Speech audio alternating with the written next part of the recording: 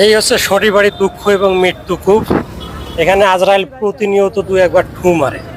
এখানে যে বিশ্ব রোড পারাপারের জন্য জেব্রা ক্রসিংটা রয়েছে, এখানে দেখা যায় যে পথচারী যারা আছেন কিংবা চালক যারা আছেন উভয়ই নিয়ম কানুন কম মানতে চান, যার কারণে প্রায়শ দুর্ঘটনা ঘটে। এখানে প্রতিদিন হাজার হাজার লোক পূর্ব থেকে পশ্চিম, পশ্চিম থেকে পূর্ব দিকে যাতায়াত করে। যাই হোক, আমরা এই ব্যাপারে দু একজনের সঙ্গে আলাপ করি। ভাইয়ের নাম কি? ফারুক, মোহাম্মদ ফারুক প্রধান। গাড়িরও নিয়ম মানে না, মানুষেরও নিয়ম মানে না, দুর্ঘটনা হওয়া সম্ভব। সামনে করে সামনে না, এই তো দূর হয়ে গেছে আছে, হাত খুলে সামনে না। তার কারণে দুর্ঘটনাগুলো হচ্ছে। এখন কি চাচ্ছেন, এখন কি হওয়া দরকার, আপনার কি মনে হয়? অভাব আছে কিন্তু ওখানে মানুষটা কম যায়, আমার স্কুল আছে একটা। ওই যে ওইখানে আধা কিলো দূরে দিচ্ছে ওভার ব্রিজ। হ্যাঁ, ওভার ব্রিজ দিলে ভালো হয়। তাই এখানে মানুষজনের নিরাপদে পারাপারের জন্য একটা অবশ্যই ওভারপাস দরকার। কিন্তু সেটা যদি আবার এইরকম হয়, সেক্ষেত্রে মানুষজন আবার নিজ দিয়েই চলাচল করবে, এটা ব্যবহার করবে না।